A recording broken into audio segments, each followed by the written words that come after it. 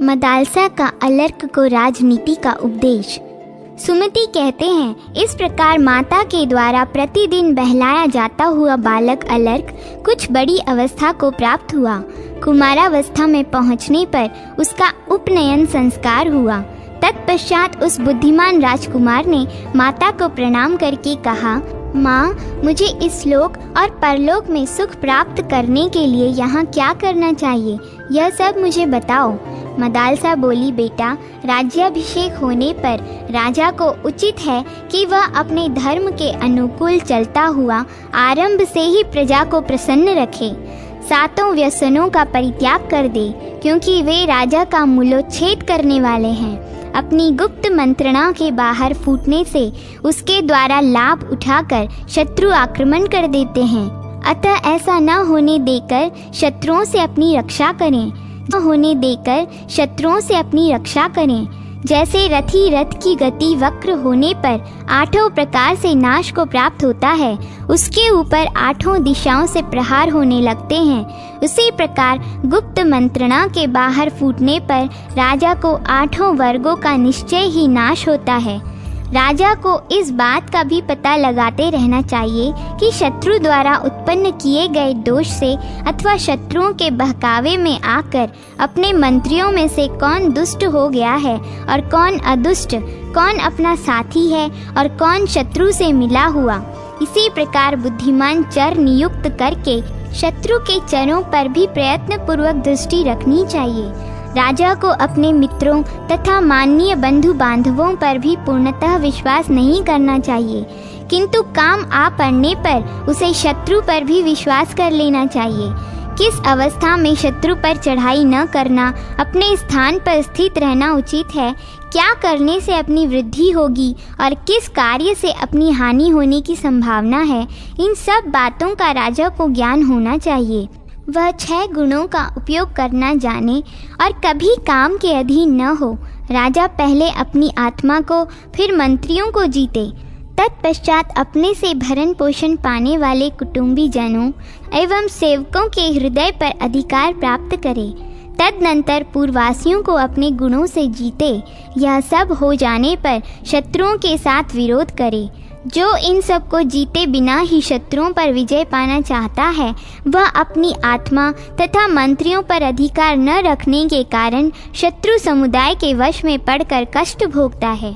इसलिए बेटा, पृथ्वी का पालन करने वाले राजा को पहले काम आदि शत्रुओं को जीतने की चेष्टा करनी चाहिए। उनके जीत लेने पर विजय अवश्यंभावी है। यदि राजा ही उनके वश में हो गया तो वह नष्ट हो जाता है। काम, क्रोध, लोभ, मद, मान और हर्ष ये राजा का विनाश करने वाले शत्रु हैं।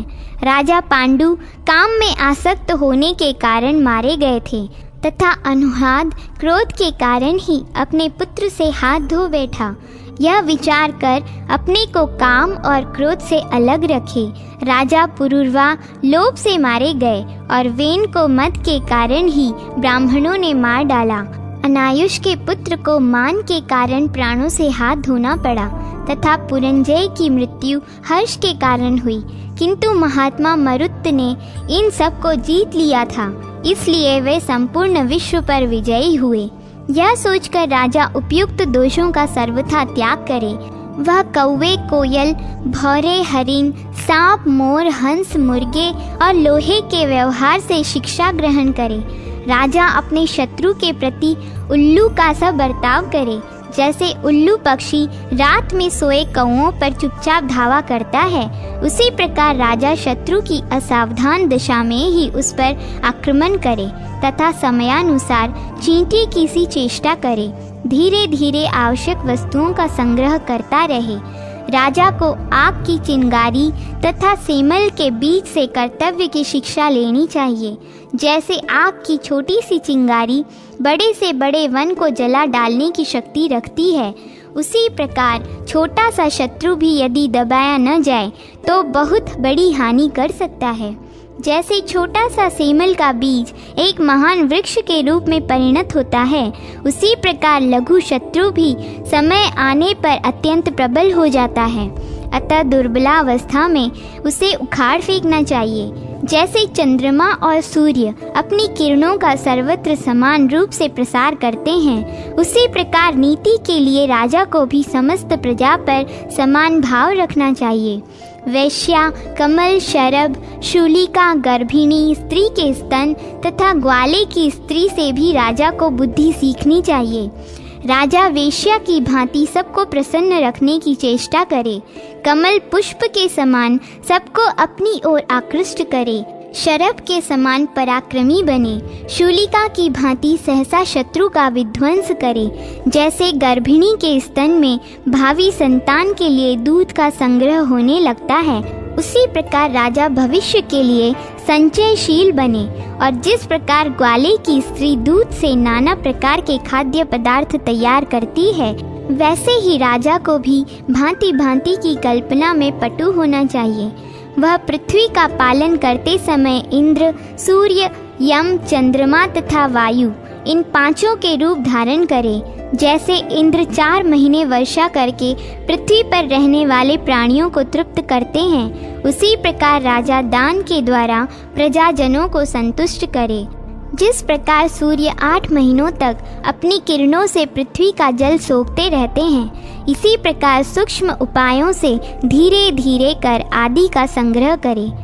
जैसे यमराज समय आने पर प्रिय अप्रिय सभी को मृत्युपाश में बांधते हैं, उसी प्रकार राजा भी प्रिय अप्रिय तथा साधु और दुष्ट के प्रति समान भाव से राजनीति का प्रयोग करे। जैसे पूर्ण चंद्रमा देखकर सब मनुष्य प्रसन्न होते हैं, उसी प्रकार जिस राजा के प्रति समस्त प्रजा को समान रूप से संतोष हो, वही श्रेष्ठ एवं चंद्रमा के व्रत का पालन करने वाला है। जैसे वायु गुप्त रूप से समस्त प्राणियों के भीतर संचार करती रहती है, उसी प्रकार राजा भी गुप्तचर के द्वारा पूर्ववासियों, मंत्रियों तथा बंधु बांधवों के मन का भाव जानने की चेष्टा करे। बेटा, जिसके चित्त को दूसरे लोग लोभ, कामना अथवा अर्थ से नहीं खींच सकते, वह राजा स्वर्गलोक में जाता है। जो अपने धर्म से विचलित हो कुमार्ग पर जाने वाले मूर्ख मनुष्यों को फिर धर्म में लगाता है, वह राजा स्वर्ग में जाता है। वत्स, जिसके राज्य में वर्ण धर्म और आश्रम धर्म को हानि नहीं पहुंचती, उसे इस लोक और परलोक में भी सनातन सुख प्राप्त होता है। स्वयं दुष्ट बुद्धि पुरुषों द्वारा धर्म से विचलित न होकर ऐसे लोगों को अपने धर्म में लगाना ही राजा का सबसे बड़ा कर्तव्य है और यही उसे सिद्धि प्रदान करने वाला है। राजा सब प्राणियों का पालन करने से ही कृतकृत्य होता है। जो यत्न पूर्वक भली भांति प्रजा का पालन करने वाला है, वह प्रजा के धर्म का भागी होता है। जो राजा इस प्रकार चारों वर्णों की रक्षा में तत्पर रहता है, वह सर्वत्र सुखी होकर विचरता है और अंत में उसे इंद्रलोक की प्राप्ति होती है।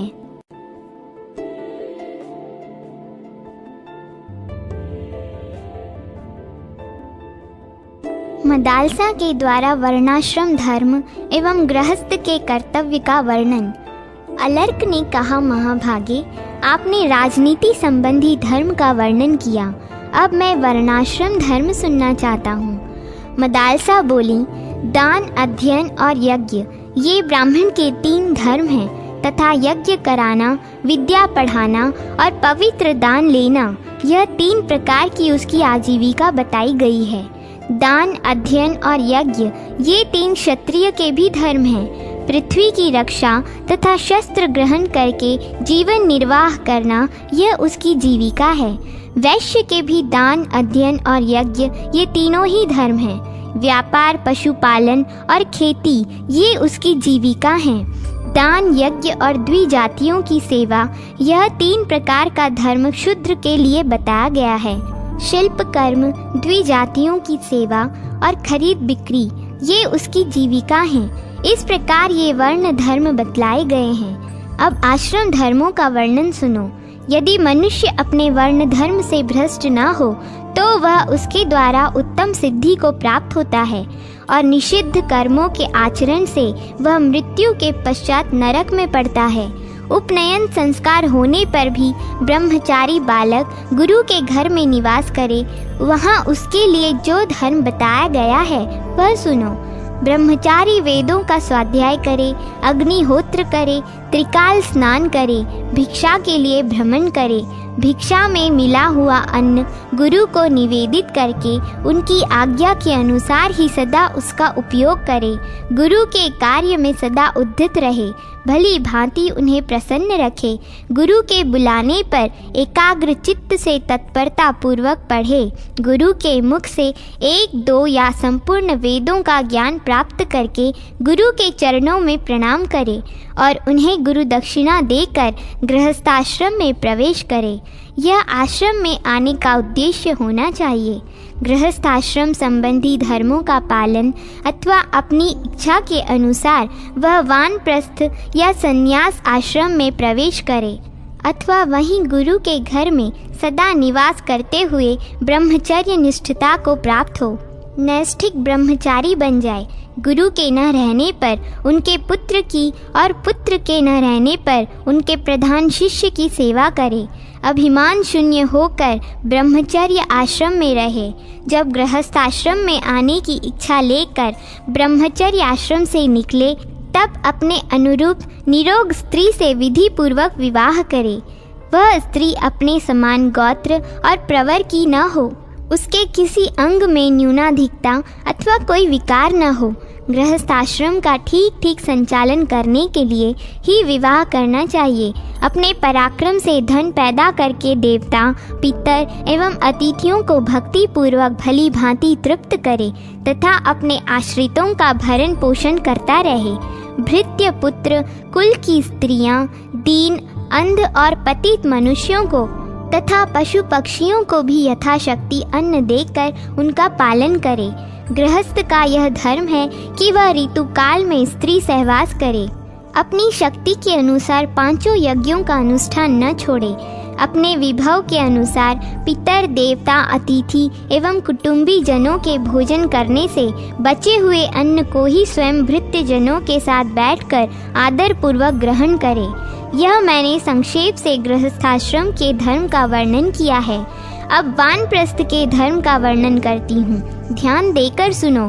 बुद्धिमान पुरुष को उचित है कि वह अपनी संतान को देखकर तथा देह झुकी जा रही है इस बात का विचार करके आत्मशुद्धि के लिए वानप्रस्थ आश्रम में जाए, वहाँ वन के फल मूलों का उपयोग करे और तपस्या से शरीर को सुखाता रहे, पृथ्वी पर सोए, ब्रह्मचर्य का पालन करे, देवताओं, पितरों और अतिथियों की सेवा में संलग्न रहे, अग्निहोत्र, त्रिकाल स्नान तथा जटावल्कल धारण करे, सदा योगाभ्यास में लगा रहे और वनवासियों पर स्नेह रखे। इस प्रकार यह पापों की शुद्धि तथा आत्मा का उपकार करने के लिए वानप्रस्थ आश्रम का वर्णन किया है। अब चतुर्थ आश्रम का स्वरूप बतलाती हूँ, सुनो।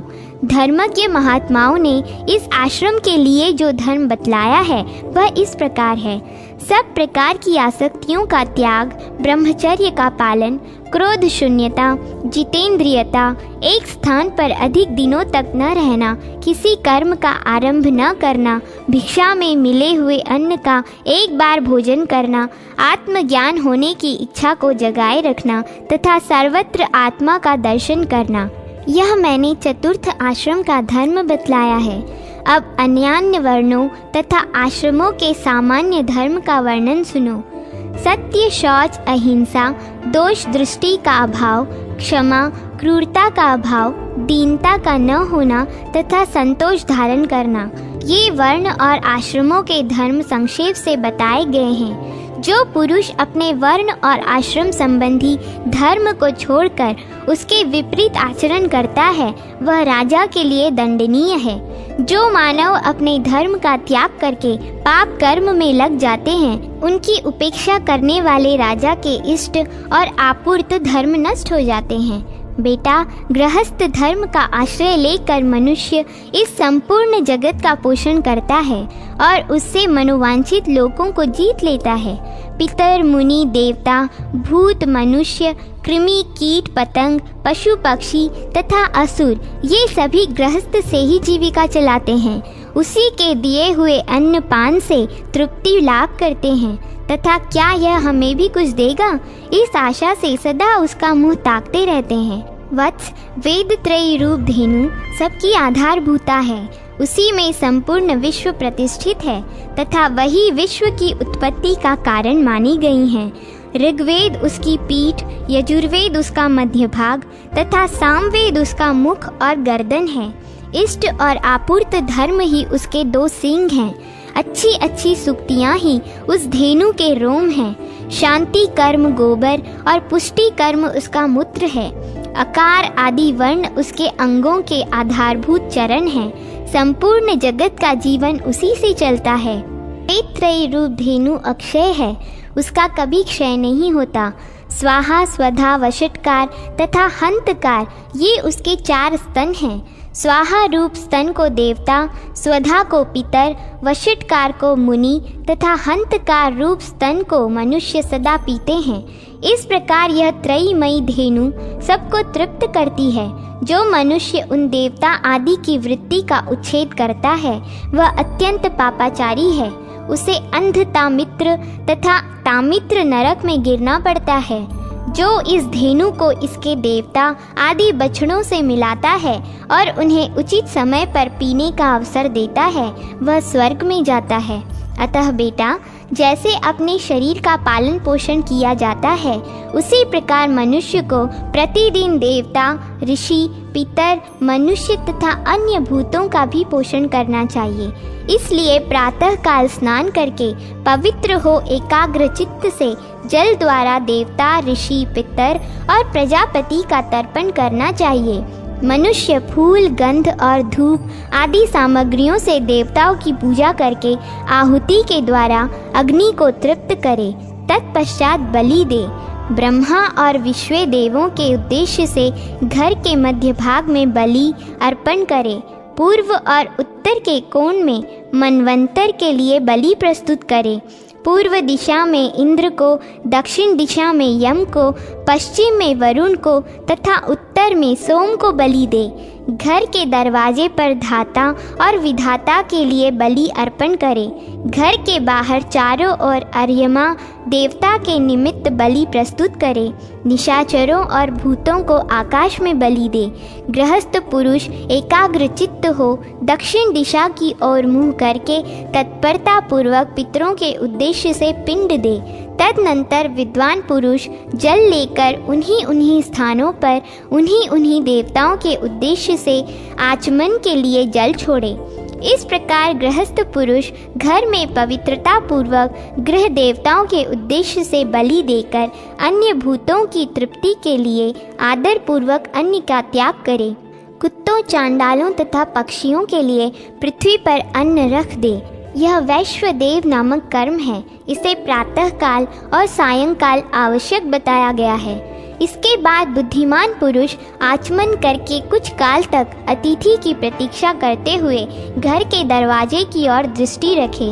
यदि कोई अतिथि वहां आ जाए तो यथाशक्ति अन्न, जल, गंध, पुष्प आदि के द्वारा उसका सत्कार करे। अपने ग्रामवासी पुरुष को या मित्र को अतिथि न बनाए जिसके कुल और नाम आदि का ज्ञान न हो, जो उसी समय वहां उपस्थित हुआ हो, भोजन की इच्छा रखता हो, थका मांदा आया हो, अन्न मांगता हो, ऐसे अकिंचन ब्राह्मण को अतिथि कहते हैं। विद्वान पुरुषों को उचित है कि वे अपनी शक्ति के अनुसार उस अतिथि का पूजन करें। उसका गोत्र और शाखा न पूछें, उसने कहाँ तक अध्ययन किया है इसकी जिज्ञासा भी न करें। उसकी आकृति सुंदर हो या असुंदर, उसे साक्षात प्रजापति समझें। यह नित्य स्थित नहीं रहता, इसलिए उसे अतिथि कहते हैं। उसकी तृप्ति होने पर गृहस्थ पुरुष मनुष्य यज्ञ के ऋण से मुक्त हो जाता है। जो उस अतिथि को अन्न दिए बिना ही स्वयं भोजन करता है वह मनुष्य पाप भोजी है। वह केवल पाप भोजन करता है और दूसरे जन्म में उसे विष्ठा खानी पड़ती है। अतिथि जिसके घर से निराश होकर लौटता है उसको अपना पाप दे स्वयं उसका पुण्य लेकर चल देता है। अतः मनुष्य को उचित है कि वह जल और साग देकर अथवा स्वयं जो कुछ खाता है उसी से अपनी शक्ति के अनुसार आदर पूर्वक अतिथि का पूजन करे। गृहस्थ पुरुष प्रतिदिन पितरों के उद्देश्य से अन्न और जल के द्वारा श्राद्ध करे और अनेक या एक ब्राह्मण को भोजन कराए। अन्न में से अग्रासन निकाल कर ब्राह्मण को दे। ब्रह्मचारी और सन्यासी जब भिक्षा मांगने के लिए आएं, तब उन्हें भिक्षा अवश्य दे। 1 ग्रास अन्न को भिक्षा, 4 ग्रास अन्न को अग्रासन और अग्रासन से चौगुने अन्न को श्रेष्ठ द्विज हंतकार कहते हैं। भोजन में से अपने वैभव के अनुसार हंतकार, अग्रासन अथवा भिक्षा दिए बिना कदापि उसे ग्रहण न करें। अतिथियों का पूजन करने के बाद प्रियजनों, कुटुंबियों, भाई बंधुओं, याचकों, आकुल व्यक्तियों, बालकों, वृद्धों तथा रोगियों को भोजन कराएं। इनके अतिरिक्त यदि कोई दूसरा अकिंचन मनुष्य भी भूख से व्याकुल होकर अन्न की याचना करता हो, तो गृहस्थ पुरुष वैभव होने पर उसे अवश्य भोजन कराए। जो सजातीय बंधु अपने किसी धनी सजातीय के पास जाकर भी भोजन का कष्ट पाता है, वह उस कष्ट की अवस्था में जो पाप कर बैठता है, उसे वह धनी मनुष्य भी भोगता है। सायंकाल में भी इसी नियम का पालन करे। सूर्यास्त होने पर जो अतिथि वहां आ जाए, उसकी यथाशक्ति शैया, आसन और भोजन के द्वारा पूजा करे। बेटा, जो इस प्रकार अपने कंधों पर रखा हुआ गृहस्थाश्रम का भार ढोता है, उसके लिए स्वयं ब्रह्मा जी, देवता, पितर, महर्षि, अतिथि, बंधु बांधव, पशु पक्षी तथा छोटे छोटे कीड़े भी जो उसके अन्न से तृप्त हुए हैं, कल्याण की वर्षा करते हैं। श्राद्ध कर्म का वर्णन। मदालसा बोली, बेटा, गृहस्थ के कर्म 3 प्रकार के हैं, नित्य नैमित्तिक तथा नित्य नैमित्तिक। इनका वर्णन सुनो। पंच यज्ञ संबंधी कर्म, जिसका अभी वर्णन किया है, नित्य कहलाता है। पुत्र जन्म आदि के उपलक्ष्य में किए हुए कर्म को नैमित्तिक कहते हैं। पर्व के अवसर पर जो श्राद्ध आदि किए जाते हैं, उन्हें विद्वान पुरुषों को नित्य नैमित्तिक कर्म समझना चाहिए। उनमें से नैमित्तिक कर्म का वर्णन करती हूँ। आभ्युदय श्राद्ध नैमित्तिक कर्म है, जिसे पुत्र जन्म के अवसर पर जात कर्म संस्कार के साथ करना चाहिए। विवाह आदि में भी जिस क्रम से वह बताया गया है, भली भांति उसका अनुष्ठान करना उचित है। नांदी मुख नाम के जो पितर हैं, उन्हीं का इसमें पूजन करना चाहिए और उन्हें दधि मिश्रित जौ के पिंड देने चाहिए। उस समय यजमान को एकाग्रचित होकर उत्तर या पूर्व की ओर मुंह करके बैठना चाहिए। कुछ लोगों का मत है कि इसमें बलि वैश्व देव कर्म नहीं होता। आभ्युदय श्राद्ध में युग्म ब्राह्मणों को निमंत्रित करना और प्रदक्षिणा पूर्वक उनका पूजन करना उचित है। यह वृद्धि के अवसरों पर भी किया जाने वाला नैमित्तिक श्राद्ध है। इससे भिन्न अर्धदेहिक श्राद्ध है, जो मृत्यु के पश्चात किया जाता है। मृत व्यक्ति जिस दिन मरा हो, उस तिथि को एकोदिष्ट श्राद्ध करना चाहिए। उसका वर्णन सुनो। उसमें विश्व देवों की पूजा नहीं होती, एक ही पवित्रक का उपयोग किया जाता है। आवाहन तथा अग्नोकरण की क्रिया भी नहीं होती। ब्राह्मण के उच्छिष्ट के समीप प्रेत को तिल और जल के साथ अपसव्य होकर उसके नाम गोत्र का स्मरण करते हुए एक पिंड देना चाहिए। तत्पश्चात हाथ में जल लेकर कहे, अमुक के श्राद्ध में दिया हुआ अन्न पान आदि अक्षय हो। यह कहकर वह जल पिंड पर छोड़ दें। फिर ब्राह्मणों का विसर्जन करते समय कहे, अभिरम्यताम। उस समय ब्राह्मण लोग यह कहें, अभिरताः स्मः। यह एकोदिष्ट श्राद्ध 1 वर्ष तक प्रतिमास करना उचित है। वर्ष पूरा होने पर जब भी श्राद्ध किया जाए, पहले सपिंडीकरण करना आवश्यक है। उसकी भी विधि बतलाई जाती है। यह सपिंडीकरण भी विश्व देवों की पूजा से रहित होता है। इसमें भी एक ही अर्ध और एक ही पवित्रक का विधान है। अग्नोकरण और आवाहन की क्रिया इसमें भी नहीं होती। इसमें अपसव्य होकर अयुग्म ब्राह्मणों को भोजन कराना चाहिए। इसमें जो विशेष क्रिया है उसे बतलाती हूँ, एकाग्र चित्त से सुनो। इसमें तिल, चंदन और जल से युक्त 4 पात्र होते हैं। उसमें 3 तो पितरों के लिए और 1 प्रेत के लिए होता है। प्रेत के पात्र को अर्ध लेकर ये समानः समनस्सः पितरो यम राज्ये इत्यादि मंत्र का जप करते हुए पितरों के तीनों पात्रों में सिंचना चाहिए। शेष कार्य पूर्ववत करना चाहिए। स्त्रियों के लिए भी ऐसे ही एकोदिष्ट का विधान है। यदि पुत्र न हो तो स्त्रियों का सपिंडीकरण नहीं होता। पुरुषों को उचित है कि वे स्त्रियों के लिए भी प्रतिवर्ष उनकी मृत्यु तिथि को विधि पूर्वक एकोदिष्ट श्राद्ध करें। उनके लिए भी पुरुषों के समान ही विधान है। पुत्र के अभाव में सपिंड, सपिंड के अभाव में सहोदक, उनके भी अभाव में माता के सपिंड और सहोदक इस विधि को पूर्ण करें। जिसके कोई पुत्र नहीं है उसका श्राद्ध उसके दौहित्र कर सकते हैं। पुत्री के पुत्र नाना का नैमित्तिक श्राद्ध करने के भी अधिकारी हैं। जिनकी द्वयामुष्यायण संज्ञा है ऐसे पुत्र नाना और बाबा दोनों का नैमित्तिक श्राद्धों में भी विधि पूर्वक पूजन कर सकते हैं। कोई भी न हो तो स्त्रियां ही अपने पतियों का मंत्रोच्चारण किए बिना श्राद्ध कर सकती हैं। वे भी न हो तो राजा अपने कुटुंबी मनुष्य से अथवा मृत के सजातीय मनुष्यों द्वारा दाह आदि संपूर्ण क्रियाएं पूर्ण करावे, क्योंकि राजा सब वर्णों का बंधु होता है। सपिंडीकरण के पश्चात पिता के प्रपितामह लेप भाग भोजी पितरों की श्रेणी में चले जाते हैं। उन्हें पितृ पिंड पाने का अधिकार नहीं रहता। उनसे आरंभ करके 4 पीढ़ी ऊपर के पितर जो अब तक पुत्र के लेप भाग का अन्न ग्रहण करते थे उनके संबंध से रहित हो जाते हैं।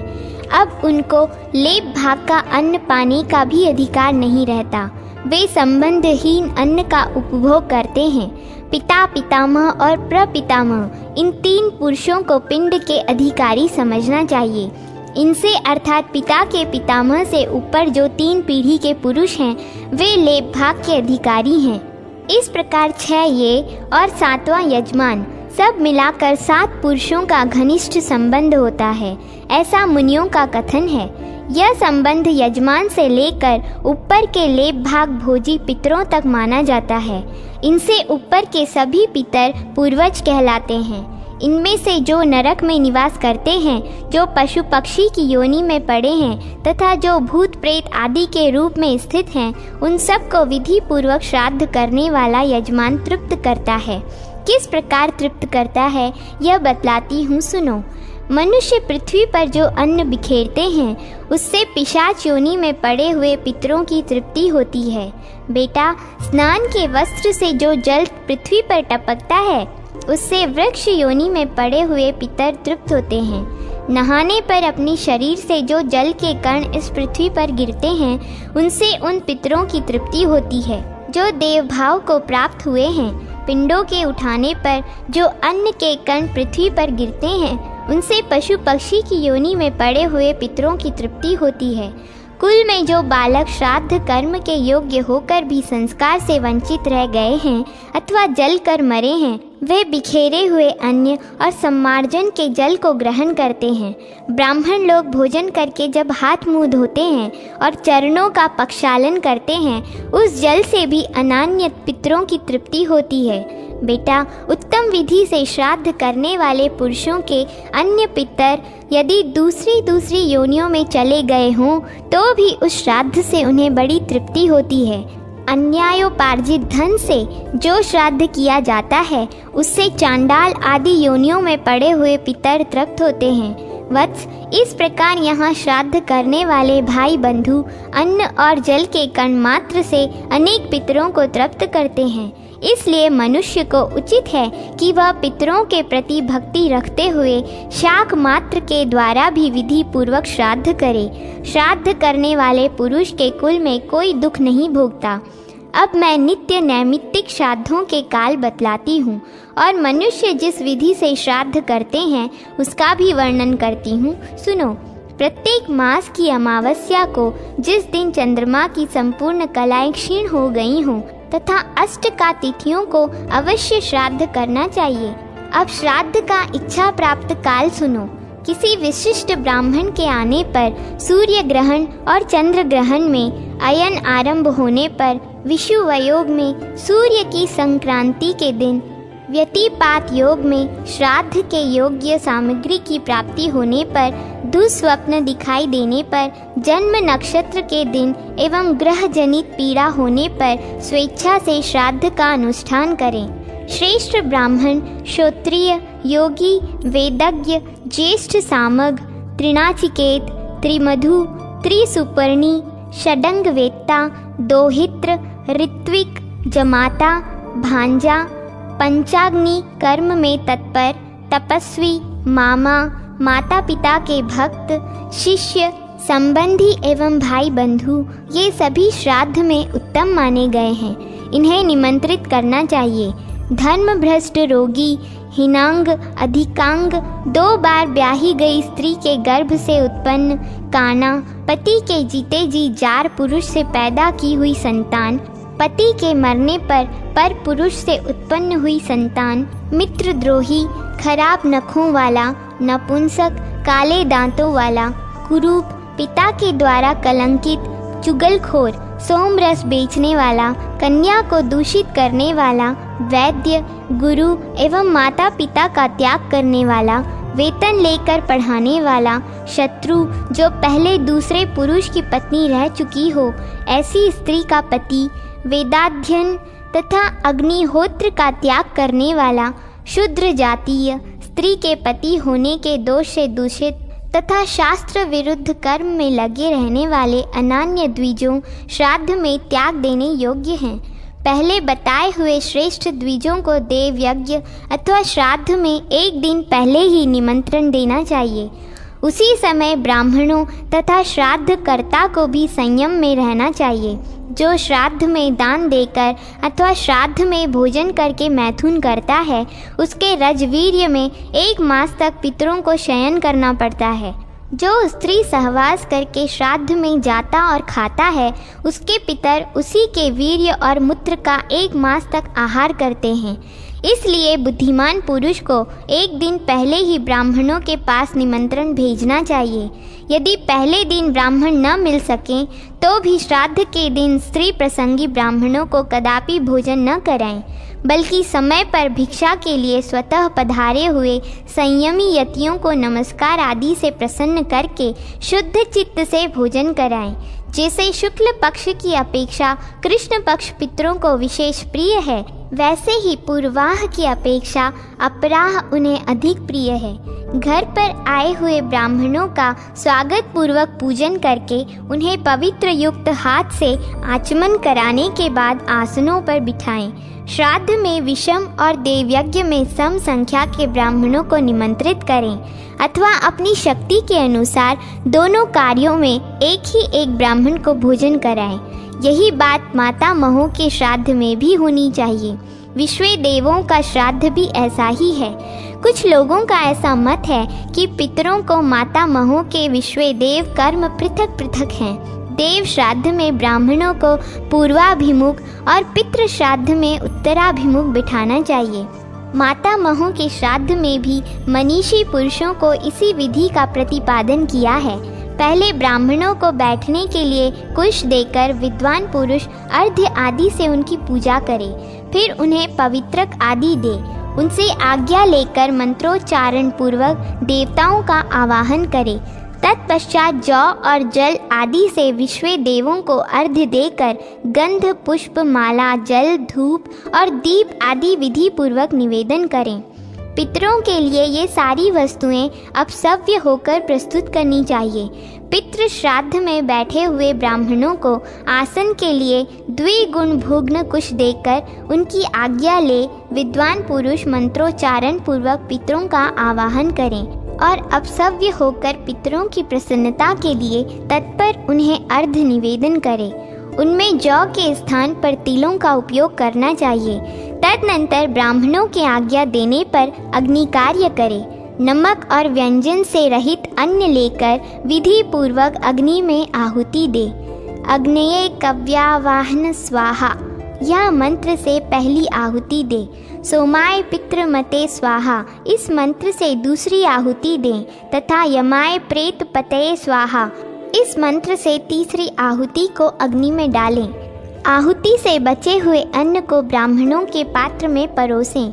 फिर पात्र में हाथ का सहारा दे विधि पूर्वक कुछ और अन्न डालें एवं कोमल वचनों के साथ प्रार्थना करें कि आप सब लोग सुख से भोजन कीजिए।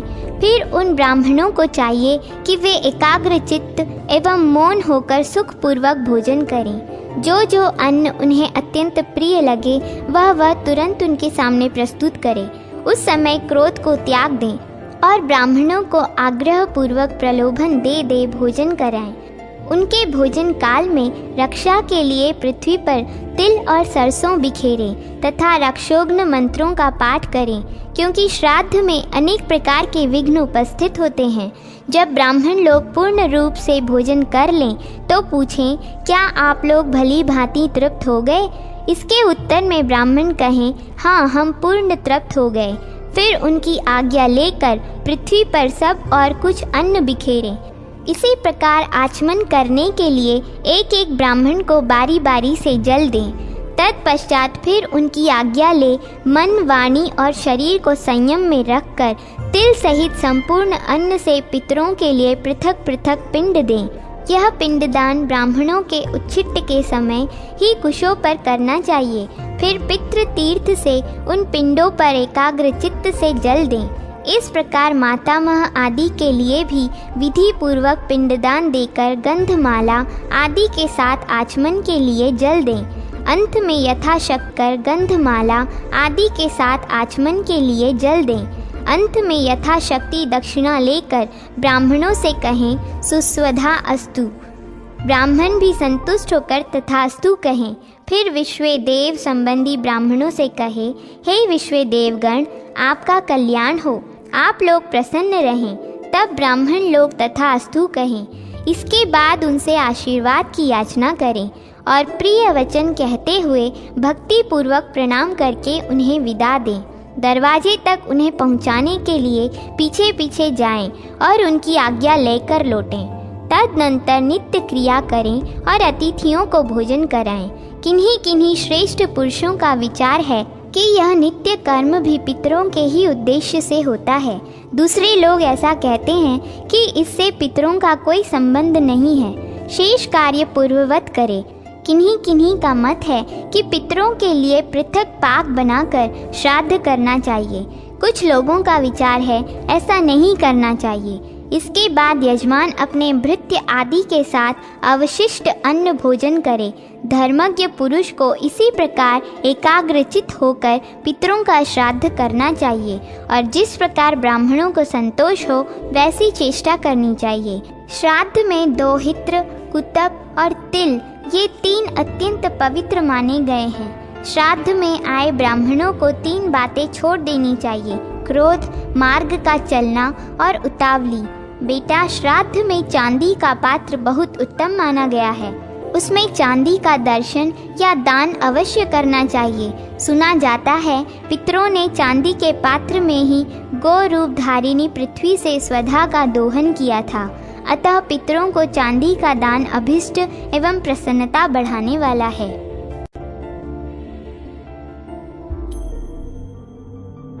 श्राद्ध में विहित और निषिद्ध वस्तु का वर्णन तथा गृहस्थोचित सदाचार का निरूपण।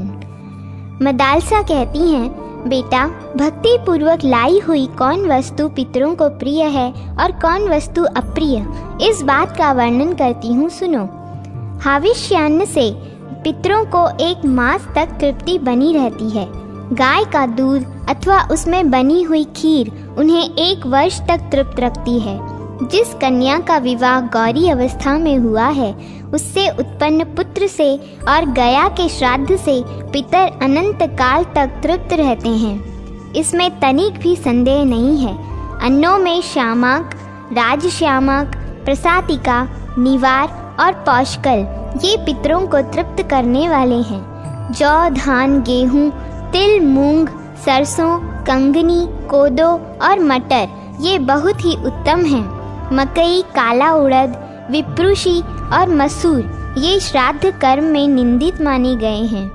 लहसुन, गाजर, प्याज, मूली, सत्तू रस और वर्णहीन अनान्य वस्तुएं, गांधारिक, लौकी, खारा नमक, लाल गोंद, भोजन के साथ पृथक नमक ये श्राद्ध में वर्जित हैं। इसी प्रकार जिसकी वाणी से कभी प्रशंसा नहीं की जाती वह वस्तु श्राद्ध में निषिद्ध है। सूद में मिला हुआ, पतित मनुष्यों के यहाँ से आया हुआ, अन्याय से तथा कन्या को बेचने से प्राप्त किया हुआ धन श्राद्ध के लिए अत्यंत निंदित है। दुर्गंधित, फेन युक्त, थोड़े जल वाले सरोवर से लाया हुआ, जहाँ गाय की प्यास न बुझ सके, ऐसे स्थान से प्राप्त किया हुआ, रात का भरा हुआ, सब लोगों का छोड़ा हुआ, अपेय तथा पौंसले का जल श्राद्ध में सदा ही वर्जित है। मृगी, भेड़, ऊंटनी, घोड़ी आदि भैंस और चंवरी गाय का दूध श्राद्ध में निषिद्ध है। हाल की ब्याई हुई गौ का भी 10 दिन के भीतर का दूध वर्जित है। मुझे श्राद्ध के लिए दूध दो, यूं कहकर लाया हुआ दूध भी श्राद्ध कर्म में ग्रहण करने योग्य नहीं है। जहाँ बहुत से जंतु रहते हों, जो रूखी और आग से जली हुई हो, जहाँ अनिष्ट और दुष्ट शब्द सुनाई पड़ते हों, जो भयानक दुर्गंध से भरी हो, ऐसी भूमि श्राद्ध कर्म में वर्जित है। कुल का अपमान तथा हिंसा करने वाले, कुलाधम, ब्रह्म हत्यारा, रोगी, चांडाल, नग्न और पातकी, ये अपनी दृष्टि से श्राद्ध कर्म को दूषित कर देते हैं। नपुंसक, जाति बहिष्कृत, मुर्गा, ग्रामीण सुअर, कुत्ता और राक्षस भी अपनी दृष्टि से श्राद्ध को नष्ट कर देते हैं। इसलिए चारों ओर से ओट करके श्राद्ध करना चाहिए। पृथ्वी पर तिल बिखेरें, ऐसा करने से श्राद्ध में रक्षा होती है। श्राद्ध की जिस वस्तु को मरना शौच या जनना शौच से युक्त मनुष्य छू दे, उसे दिनों का रोगी, पतित एवं मलिन पुरुष स्पर्श कर ले, वह पितरों की पुष्टि नहीं करती। इसलिए श्राद्ध में ऐसी वस्तु का त्याग करना चाहिए। रजस्वला स्त्री की दृष्टि श्राद्ध में वर्जित है। सन्यासी और जुआरियों का आना जाना भी रोकना चाहिए। जिसमें बाल और कीड़े पड़ गए हों, जिसे कुत्तों ने देख लिया हो, जो बासी एवं दुर्गंधित हो, ऐसी वस्तु का श्राद्ध में उपयोग न करें। बैंगन और शराब का भी त्याग करें। जिस अन्न पर पहने हुए वस्त्र की हवा लग जाए, वह भी श्राद्ध में वर्जित है।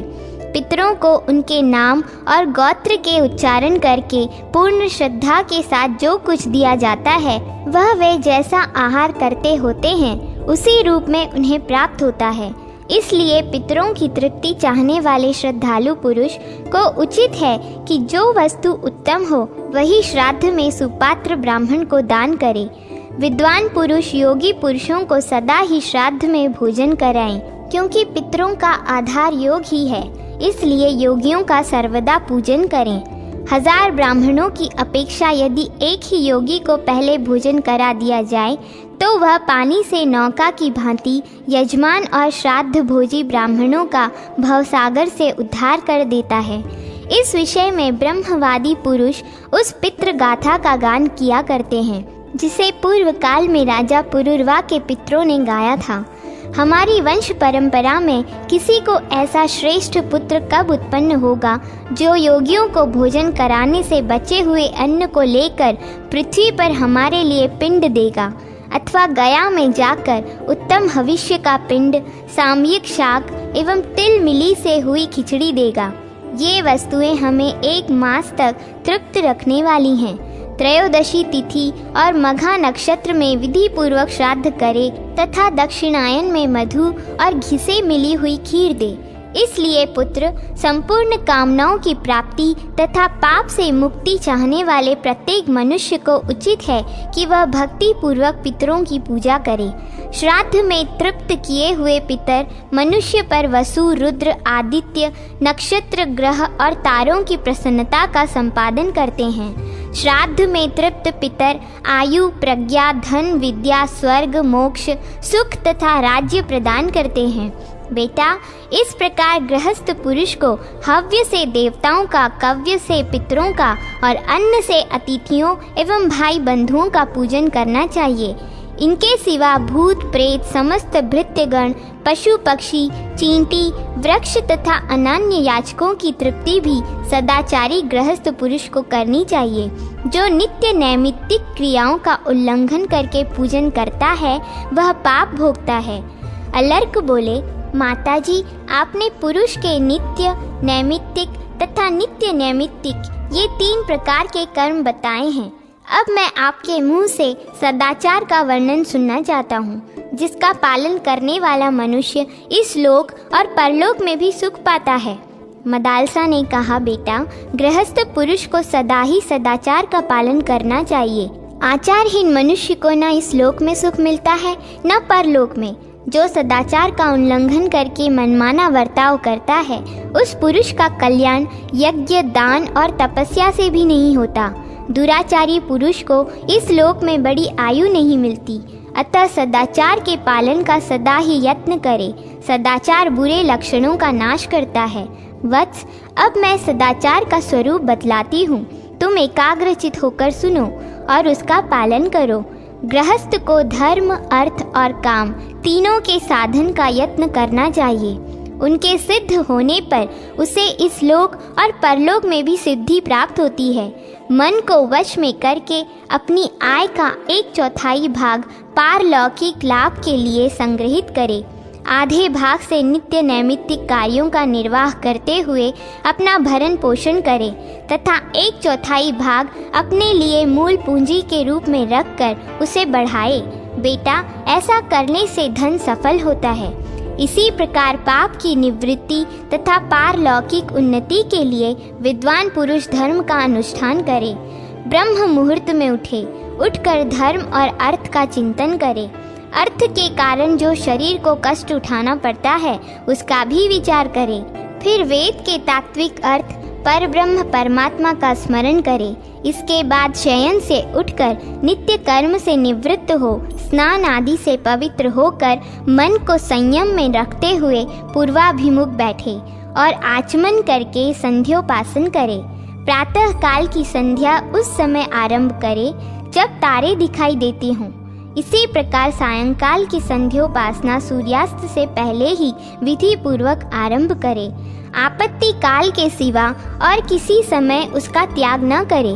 बुरी बुरी बातें बकना, झूठ बोलना, कठोर वचन मुंह से निकालना, असत शास्त्र पढ़ना, नास्तिकवाद को अपनाना तथा दुष्ट पुरुषों की सेवा करना छोड़ दे। मन को वश में रखते हुए प्रतिदिन सायंकाल और प्रातःकाल हवन करे। उदय और अस्त के समय सूर्य मंडल का दर्शन न करें। बाल संवारना, आईना देखना, दातुन करना और देवताओं का तर्पण करना, यह सब कार्य पूर्वांग काल में ही करना चाहिए। ग्राम, निवास स्थान, तीर्थ और क्षेत्रों के मार्ग में जाते हुए खेत में तथा गौशाला में मलमूत्र न करें। पराई स्त्री को नंगी अवस्था में न देखें। अपनी विष्ठा पर दृष्टिपात न करें। रजस्वला स्त्री का दर्शन, स्पर्श तथा उसके साथ भाषण भी वर्जित है। पानी में मलमूत्र का त्याग अथवा मैथुन न करें। बुद्धिमान पुरुष मलमूत्र, केश, राख, खोपड़ी, भूसी, कोयले, हड्डियों के चूर्ण, रस्सी, वस्त्र आदि पर तथा केवल पृथ्वी पर और मार्ग में कभी न बैठें। गृहस्थ मनुष्य अपने वैभव के अनुसार देवता, पितर, मनुष्य तथा अन्य प्राणियों का पूजन करके पीछे भोजन करे। भली भांति आचमन करके हाथ पैर धोकर पवित्र हो पूर्व या उत्तर की ओर मुंह करके भोजन के लिए आसन पर बैठें और हाथों को घुटनों के भीतर करके मौन भाव से भोजन करें। भोजन के समय मन को अन्यत्र न ले जाएं। यदि अन्न किसी प्रकार की हानि करने वाला हो तो उस हानि को ही बताएं। उसके सिवा अन्न के और किसी दोष की चर्चा न करें। भोजन के साथ पृथक नमक लेकर न खाएं। अधिक गर्म अन्न खाना भी ठीक नहीं है। मनुष्य को चाहिए कि खड़े होकर या चलते चलते मलमूत्र का त्याग, आचमन तथा कुछ भी भक्षण न करें। झूठे मुंह वार्तालाप न करें तथा उस अवस्था में स्वाध्याय भी वर्जित है। झूठे हाथों से गौ, ब्राह्मण, अग्नि तथा अपने मस्तक का भी स्पर्श न करें। झूठी अवस्था में सूर्य, चंद्रमा और तारों की ओर जानबूझकर न देखें। दूसरे के आसन, शैया और बर्तन का भी स्पर्श न करें। गुरुजनों के आने पर उन्हें बैठने का स्थान दें। उठकर प्रणाम पूर्वक उनका स्वागत सत्कार करें। उनके अनुकूल बातचीत करें। जाते समय उनके पीछे पीछे जाए और कोई प्रतिकूल बात न करें। एक वस्त्र धारण करके भोजन तथा देव पूजन न करे। बुद्धिमान पुरुष ब्राह्मणों से भोज न ढुलाए और आग में मूत्र का त्याग न करे। नग्न होकर कभी स्नान अथवा शयन न करें। दोनों हाथों से सिर न खुजलाएं। बिना कारण बारंबार सिर के ऊपर से स्नान न करें। सिर से स्नान कर लेने पर किसी भी अंग में तेल न लगाएं।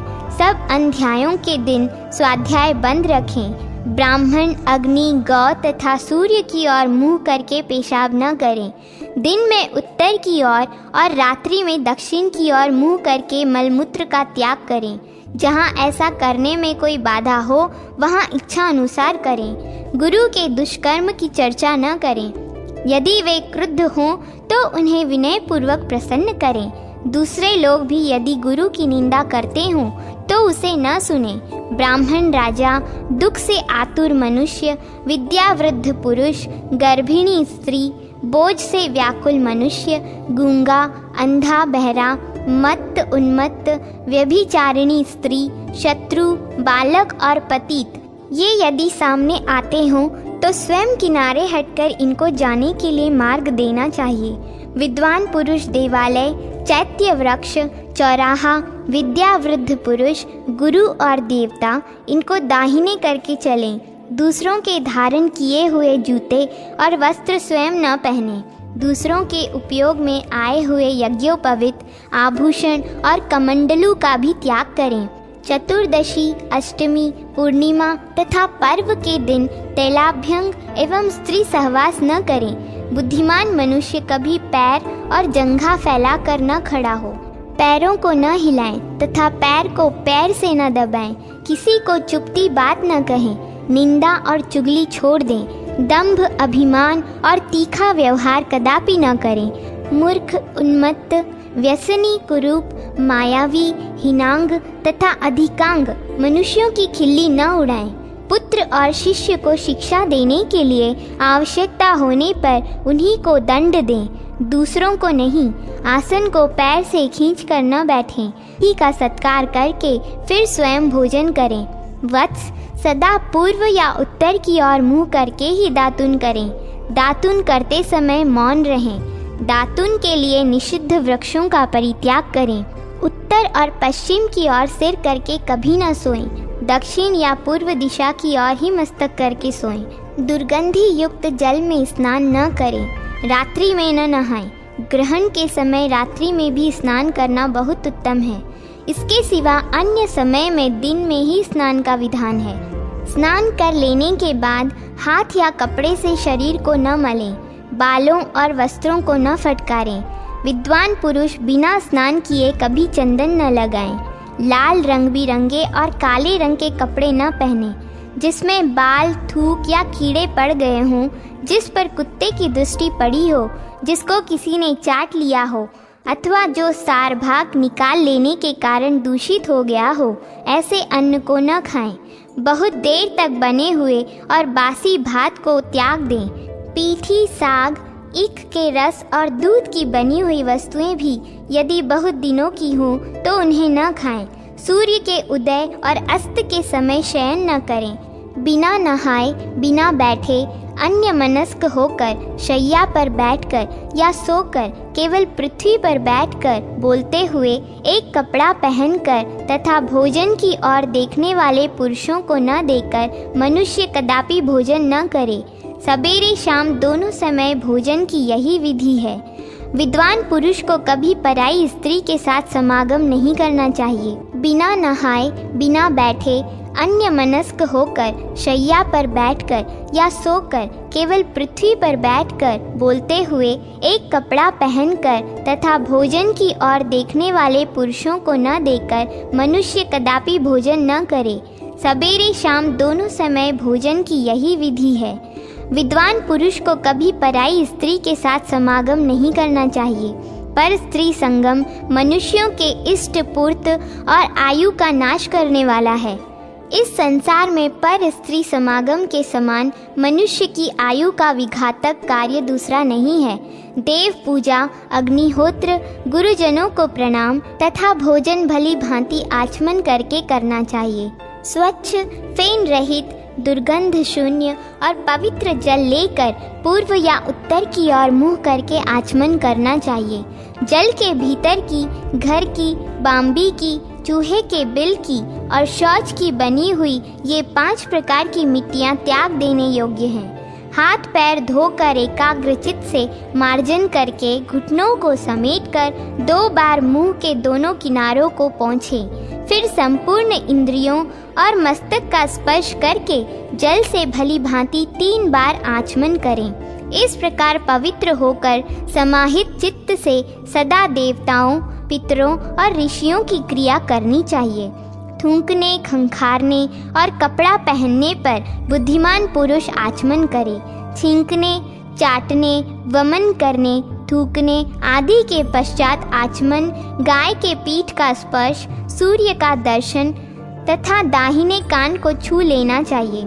इसमें पहले के अभाव में दूसरा उपाय करना चाहिए। दांतों को न कटकटाएं, अपने शरीर पर ताल न दें। दोनों संध्याओं के समय अध्ययन, भोजन और शयन का त्याग करें। संध्या काल में मैथुन और रास्ता चलना भी निषिद्ध है। बेटा, पूर्वांग काल में देवताओं का, मध्यांग काल में मनुष्यों का तथा अपरांग काल में पितरों का भक्ति पूर्वक पूजन करना चाहिए।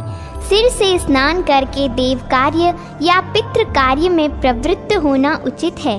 पूर्व या उत्तर की ओर मुँह करके क्षौर कराएं। उत्तम कुल में उत्पन्न होने पर भी जो कन्या किसी अंग से हीन, रोगिणी, विकृत रूप वाली, पीले रंग की, अधिक बोलने वाली तथा सबके द्वारा निंदित हो, उसके साथ विवाह न करो।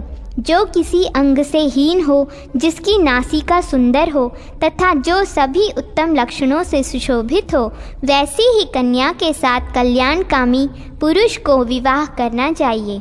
पुरुष को उचित है कि स्त्री की रक्षा करे, दिन में शयन और मैथुन न करें, दूसरों को कष्ट देने वाला कार्य न करें, किसी जीव को पीड़ा न दे। रजस्वला स्त्री 4 रातों तक सभी वर्ण के पुरुषों के लिए त्याज्य है। यदि कन्या का जन्म रोकना हो तो 5वीं रात में भी स्त्री सहवास न करें। 6ठी रात आने पर स्त्री के पास जाए, क्योंकि युग्म रात्रियां ही इसके लिए श्रेष्ठ है। युग्म रात्रियों में स्त्री सहवास से पुत्र का जन्म होता है और अयुग्म यात्रियों में गर्भाधान करने से कन्या उत्पन्न होती है। अतः पुत्र की इच्छा रखने वाला पुरुष युग्म रात्रियों में ही स्त्री के साथ शयन करे। पूर्वाह में मैथुन करने से विधर्मी और संध्या काल में करने से नपुंसक पुत्र उत्पन्न होता है। दिन में शयन और मैथुन न करें, दूसरों को कष्ट देने वाला कार्य न करें, किसी जीव को पीड़ा न दे। रजस्वला स्त्री 4 रातों तक सभी वर्ण के पुरुषों के लिए त्याज्य है। यदि कन्या का जन्म रोकना हो तो 5वीं रात में भी स्त्री सहवास न करें। 6ठी रात आने पर स्त्री के पास जाए, क्योंकि युग्म रात्रियां ही इसके लिए श्रेष्ठ है। युग्म रात्रियों में स्त्री सहवास से पुत्र का जन्म होता है और अयुग्म यात्रियों में गर्भाधान करने से कन्या उत्पन्न होती है। अतः पुत्र की इच्छा रखने वाला पुरुष युग्म रात्रियों में ही स्त्री के साथ शयन करे। पूर्वाह में मैथुन करने से विधर्मी और संध्या काल में करने से नपुंसक पुत्र उत्पन्न होता है। बेटा, हजामत बनवाने, वमन होने, स्त्री प्रसंग करने तथा शमशान भूमि में जाने पर वस्त्र सहित स्नान करें। देवता, वेद, द्विज, साधु, सच्चे महात्मा, गुरु, पतिव्रता, यज्ञकर्ता और तपस्वी इनकी निंदा अथवा परिहास न करें। यदि कोई उदंड मनुष्य ऐसा करता हो तो उसकी बात सुने भी नहीं। अपने से श्रेष्ठ और अपने से नीचे व्यक्तियों की शैया और आसन पर न बैठें। अमंगलमय वेश न धारण करें और मुख से अमांगलिक वचन भी न बोलें। स्वच्छ वस्त्र पहने और श्वेत पुष्पों की माला धारण करें। उदंड, उन्मत्त, अविनीत, शीलहीन, चोरी आदि से दूषित, अधिक अपव्ययी, लोभी, वैरी, कुलटा के पति, अधिक बलवान, अधिक दुर्बल, लोक में निंदित तथा सब पर संदेह करने वाले लोगों से कभी मित्रता न करें। साधु, सदाचारी, विद्वान, चुगली न करने वाले, सामर्थ्यवान तथा उद्योगी पुरुषों से मित्रता स्थापित करें। विद्वान पुरुष वेद विद्या एवं व्रत में निष्णात पुरुषों के साथ बैठे। मित्र, दीक्षा प्राप्त पुरुष, राजा, स्नातक, श्वशुर तथा ऋत्विक, इन 6 पूजनीय पुरुषों का घर आने पर पूजन करें। जो द्विज संवत्सर व्रत को पूरा करके घर पर आवे, उनकी अपने वैभव के अनुसार यथा समय आलस्य त्याग करके पूजा करे, और कल्याणकामी पुरुष उनकी आज्ञा का पालन करने के लिए सदा उद्यत रहे। बुद्धिमान पुरुष को चाहिए कि उन ब्राह्मणों के फटकारने पर भी कभी उनके साथ विवाद न करें। घर के देवताओं का यथास्थान भली भांति पूजन करके अग्नि स्थापन पूर्वक उसमें आहुति दें। पहली आहुति ब्रह्मा को, दूसरी प्रजापति को, तीसरी गुहकों को, चौथी कश्यप को तथा 5वीं अनुमति को दें। फिर पूर्व कथनानुसार गृह बलि देकर वैश्वदेव बलि दें। देवताओं के लिए पृथक पृथक स्थान का विभाग करके उनके लिए बलि अर्पित करें। उसका क्रम बतलाती हूँ, सुनो। एक पात्र में पहले पर्जन्य, जल और पृथ्वी को 3 बलि दें। फिर प्राची आदि प्रत्येक दिशा में वायु को बलि देकर क्रमशः उन दिशाओं के नाम से भी बलि समर्पित करें। तत्पश्चात ब्रह्मा, अंतरिक्ष, सूर्य, विश्वदेव, विश्वभूत, उषा तथा भूतपति को क्रमशः बलि दें। फिर पितृभ्यः स्वधा नमः कहकर दक्षिण दिशा में अपसव्य होकर पितरों के निमित्त बलि दें। फिर पात्र से अन्न का शेष भाग और जल लेकर यक्ष्मे ते निर्णय जन्म, इस मंत्र से वायव्य दिशा में उसे विधि पूर्वक छोड़ दें। तदनंतर रसोई के अन्न से अग्रासन तथा हंतकार निकालकर उन्हें विधि पूर्वक ब्राह्मण को दें। देवता आदि के सब कर्म उनके तीर्थ से ही करने चाहिए। ब्रह्म तीर्थ से आचमन करना चाहिए। दाहिने हाथ में अंगूठे के उत्तर और जो एक रेखा होती है वह ब्रह्म तीर्थ के नाम से प्रसिद्ध है, उसी से आचमन करना उचित है। तर्जनी और अंगूठे के बीच का भाग पितृ तीर्थ कहलाता है। नांदी मुख पितरों को छोड़कर अन्य सब पितरों को उसी तीर्थ से जल आदि देना चाहिए। अंगुलियों के अग्रभाग में देव तीर्थ है, उससे देव कार्य करने का विधान है। कनिष्ठिका के मूल भाग में कार्य तीर्थ है, उसे प्रजापति का कार्य किया जाता है। इस प्रकार इन तीर्थों से सदा देवताओं और पितरों के कार्य करने चाहिए, अन्य तीर्थों से कदापि नहीं। ब्रह्म तीर्थ से आचमन उत्तम माना गया है। पितरों का तर्पण पितृतीर्थ से, देवताओं का देव तीर्थ से और प्रजापति का कार्य तीर्थ से करना श्रेष्ठ बताया गया है। नांदी मुख के पितरों के लिए पिंडदान और तर्पण प्रजापत्य तीर्थ से करना चाहिए। विद्वान पुरुष एक साथ जल और अग्नि न लें। गुरुजनों तथा देवताओं की ओर पांव न फैलाएं। बछड़े को दूध पिलाती हुई गाय को न छेड़ें। अंजलि से पानी न पिएं। शौच के समय विलंब न करें। मुख से आग न फूकें। बेटा, जहाँ ऋण देने वाला धनी, वैद्य, क्षत्रिय, ब्राह्मण तथा जलपूर्ण नदी ये 4 न हो, वहाँ निवास नहीं करना चाहिए। जहाँ शत्रु विजयी, बलवान और धर्मपरायण राजा हो, वहीं विद्वान पुरुष को निवास करना चाहिए। दुष्ट राजा के राज्य में सुख कहाँ? जहाँ दुर्धर्ष राजा, उपजाऊ भूमि, संयमी एवं न्यायशील पूर्वासी और ईर्ष्या न करने वाले लोग हों, वहीं का निवास भविष्य में सुखदायक होता है। जिस राष्ट्र में किसान बहुत हों किंतु वे अधिक भोग परायण न हों तथा जहाँ सब तरह के अन्न पैदा होते हों, वहीं बुद्धिमान पुरुष को रहना चाहिए। बेटा, जहाँ विजय का इच्छुक, पहले का शत्रु तथा सदा उत्सव मनाने में ही लगे रहने वाले लोग, ये 3 सदा रहते हों, वहाँ निवास न करें। विद्वान पुरुष को ऐसे ही स्थानों पर सदा निवास करना चाहिए जहाँ के सहवासी सुशील हों।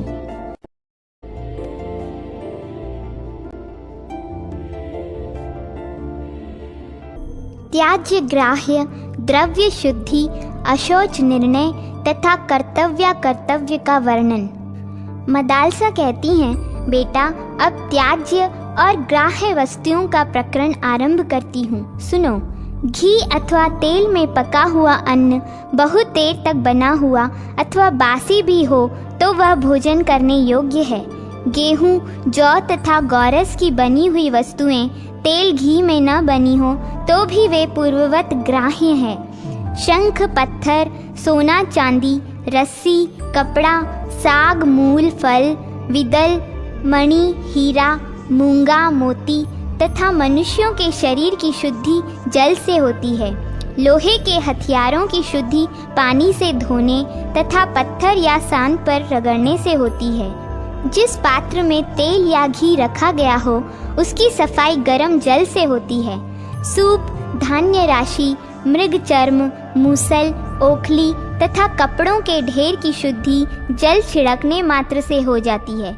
वल्कल वस्त्र जल और मिट्टी से शुद्ध होते हैं।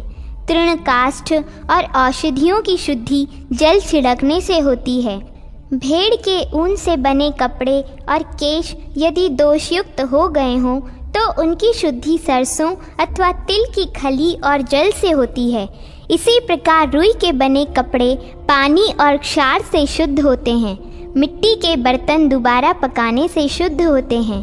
भिक्षा में प्राप्त अन्न, कारीगर का हाथ, बाजार में बिकने के लिए आई हुई शाक आदि वस्तुएं, स्त्रियों का मुख, गली से आई हुई वस्तु जिसके गुण दोष का ज्ञान न हो, ऐसी वस्तु और सेवकों की लाई हुई चीज़ सदा शुद्ध मानी गई है।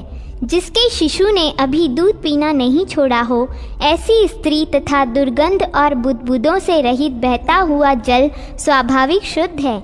समयानुसार अग्नि से तपाने, बुहारने, गायों के चलने फिरने, लीपने, जोतने और सींचने से भूमि की शुद्धि होती है।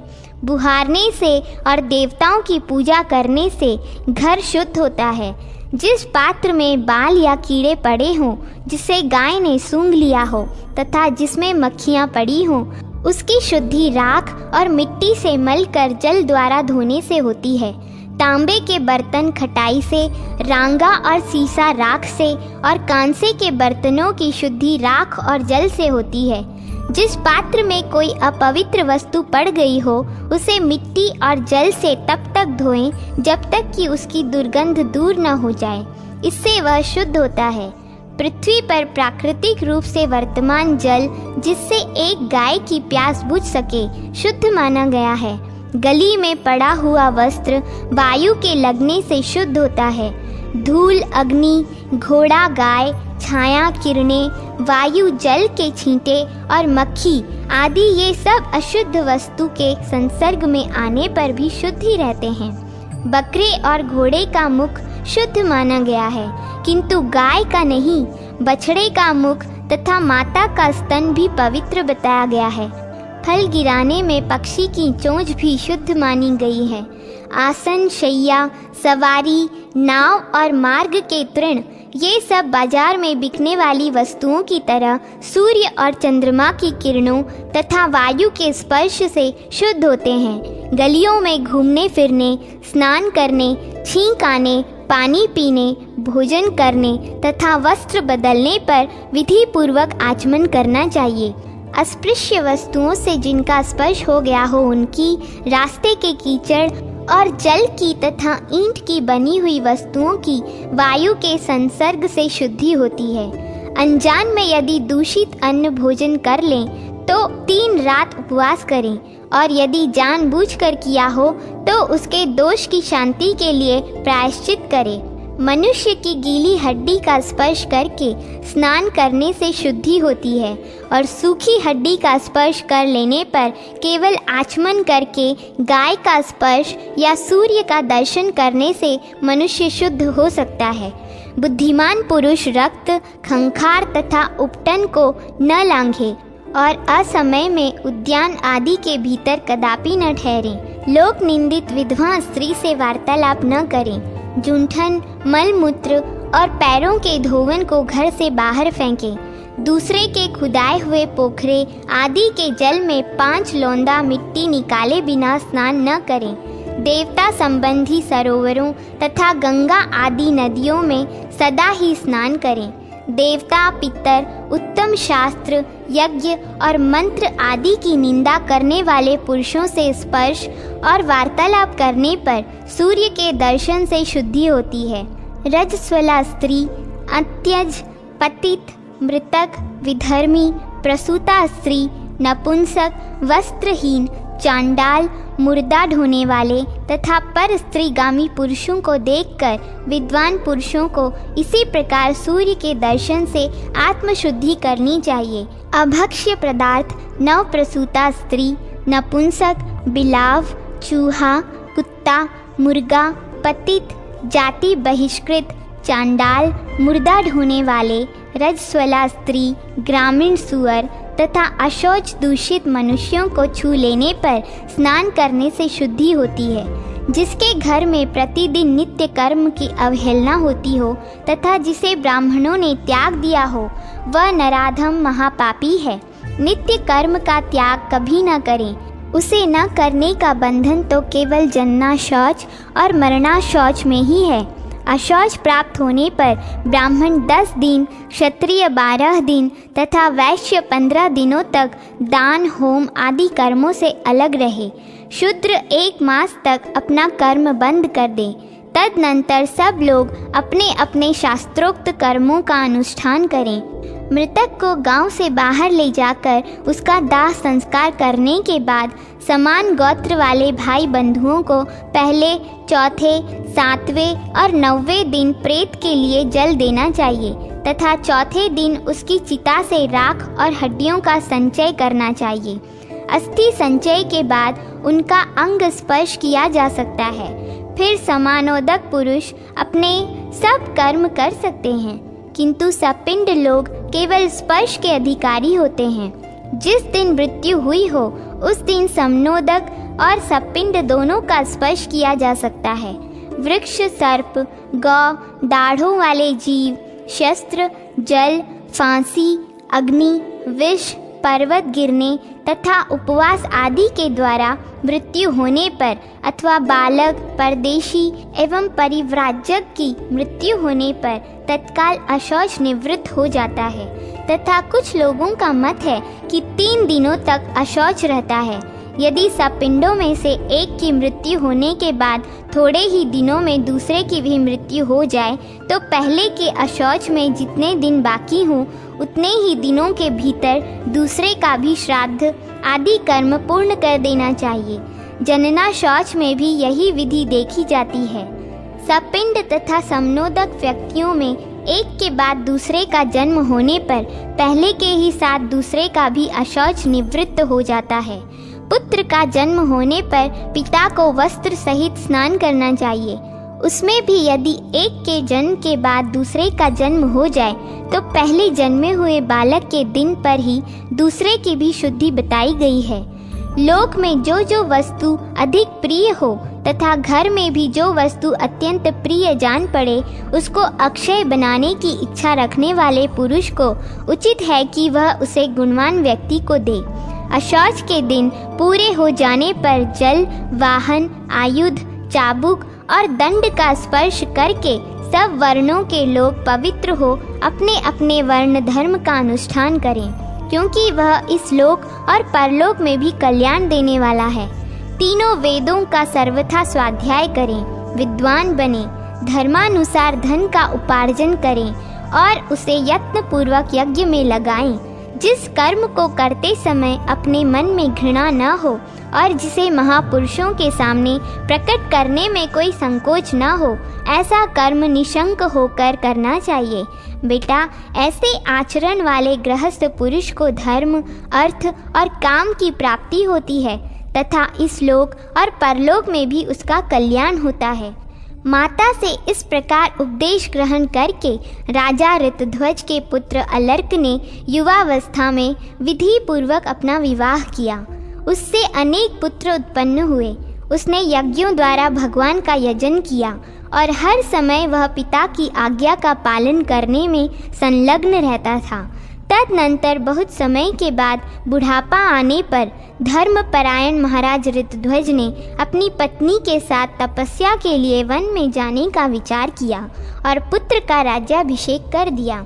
उस समय मदालसा ने अपने पुत्र की विषय भोग विषयिक आसक्ति को हटाने के लिए उससे यह अंतिम वचन कहा, बेटा, गृहस्थ धर्म का अवलंबन करके राज्य करते समय यदि तुम्हारे ऊपर प्रिय बंधु के वियोग से, शत्रुओं की बाधा से अथवा धन के नाश से होने वाला कोई असह्य दुख आ पड़े तो मेरी दी हुई इस अंगूठी से यह उपदेश पत्र निकालकर, जो रेशमी वस्त्र पर बहुत सूक्ष्म अक्षरों में लिखा गया है, तुम अवश्य पढ़ना, क्योंकि ममता में बंधा रहने वाला गृहस्थ दुखों का केंद्र होता है।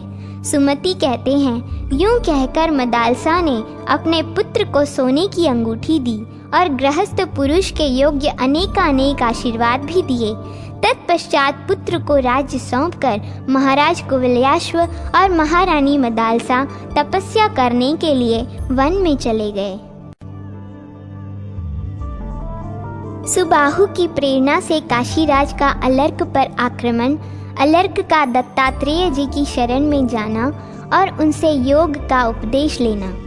सुमति कहते हैं, पिताजी, धर्मात्मा राजा अलर्क ने भी पुत्र की भांति प्रजा का न्यायपूर्वक पालन किया। उनके राज्य में प्रजा बहुत प्रसन्न थी और सब लोग अपने अपने कर्मों में लगे रहते थे। वे दुष्ट पुरुषों को दंड देते और सज्जन पुरुषों की भली भांति रक्षा करते थे। राजा ने बड़े बड़े यज्ञों का अनुष्ठान भी किया। इन सब कार्यों में उन्हें बड़ा आनंद मिलता था। महाराज को अनेक पुत्र हुए, जो महान बलवान, अत्यंत पराक्रमी, धर्मात्मा, महात्मा तथा कुमार्ग के विरोधी थे।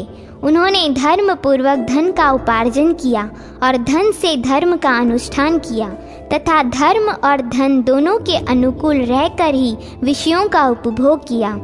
इस प्रकार धर्म, अर्थ और काम में आसक्त हो पृथ्वी का पालन करते हुए राजा अलर्क को अनेक वर्ष बीत गए, किंतु उन्हें वे एक दिन के समान ही जान पड़े। मन को प्रिय लगने वाले विषयों का भोग करते हुए उन्हें कभी भी उनकी ओर से वैराग्य नहीं हुआ। उनके मन में कभी ऐसा विचार नहीं उठा कि अब धर्म और धन का उपार्जन पूरा हो गया। उनकी ओर से उन्हें अतृप्ति ही बनी रही। उनके इस प्रकार भोग में आसक्त, प्रमादी और अजितेंद्रिय होने का समाचार उनके भाई सुबाहु ने भी सुना, जो वन में निवास करते थे। अलर्क को किसी तरह ज्ञान प्राप्त हो, इस अभिलाषा से उन्होंने बहुत देर तक विचार किया। अंत में उन्हें यही ठीक मालूम हुआ कि अलर्क के साथ शत्रुता रखने वाले किसी राजा का सहारा लिया जाए। ऐसा निश्चय करके वे अपना राज्य प्राप्त करने के उद्देश्य को लेकर असंख्य बल वाहनों से संपन्न काशीराज की शरण में आए। काशीराज ने अपनी सेना के साथ अलर्क पर आक्रमण करने की तैयारी की और दूत भेजकर यह कहलाया कि अपने बड़े भाई सुबाहु को राज्य दे दो। अलर्क राजधर्म के ज्ञाता थे। उन्हें शत्रु के इस प्रकार आज्ञापूर्वक संदेश देने पर सुबाहु को राज्य देने की इच्छा नहीं हुई। उन्होंने काशीराज के दूत को उत्तर दिया कि मेरे बड़े भाई मेरे ही पास आकर प्रेम पूर्वक राज्य मांग लें। मैं किसी के आक्रमण के भय से थोड़ी सी भी भूमि नहीं दूंगा। बुद्धिमान सुबाहु ने भी अलर्क के पास याचना नहीं की। उन्होंने सोचा, याचना क्षत्रिय का धर्म नहीं है, क्षत्रिय तो पराक्रम का ही धनी होता है।